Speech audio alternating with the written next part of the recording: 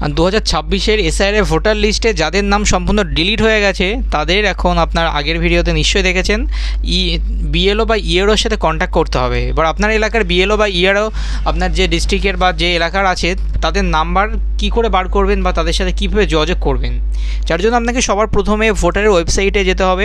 Voter বলে search করলাম, search করলে প্রথম যে ওয়েবসাইট আছে ইলেকশন কমিশনের, সেখানে প্রথম ওয়েবসাইটে ঢুকলাম।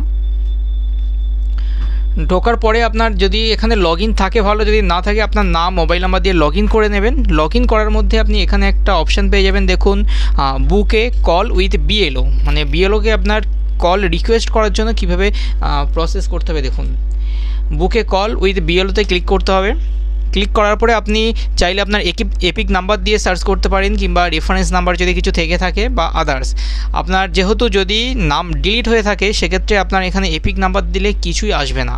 সেক্ষেত্রে আপনি এখানে আদার্সে যাবেন। আদার্সে যে আপনার প্রথমে স্টেট সিলেক্ট করতে হবে, ওয়েস্ট বেঙ্গল সিলেক্ট করলাম। তারপরে আপনার ডিস্ট্রিক্টের নাম সিলেক্ট করবেন। আমি ধরুন এখান থেকে নদিয়া জেলা সিলেক্ট করলাম।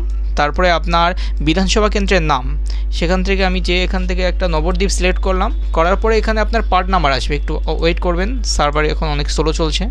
পার্ট নাম্বার আসলে আপনি যে বুথে ভোট দেন বা আপনার ভোটের যে বুথ নাম্বার রয়েছে সেই অনুযায়ী এখানে সিলেক্ট করবেন।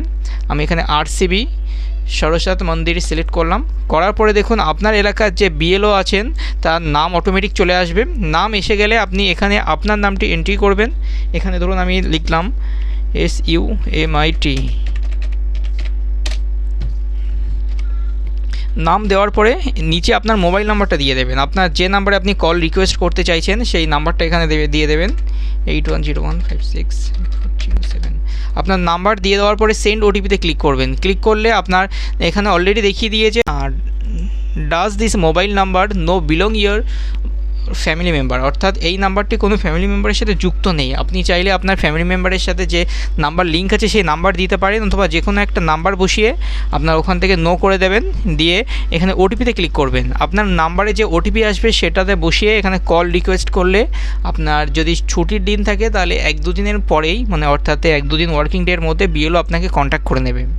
এবং আপনার নাম ডিলিট হয়ে থাকলে বা আপনার ওখানে যাই প্রসেস থাকুক, আপনার কীভাবে কী করতে হবে বিএলও সম্পূর্ণ গাইড করে দেবে এই প্রসেসের মাধ্যমে। এবং বিস্তারিত যদি আরও কিছু জানার থাকে তাহলে আপনি কমেন্ট করুন বা স্ক্রিনে যে নাম্বার দেওয়া আছে সেই নাম্বারে আপনি হোয়াটসঅ্যাপ করে জানান।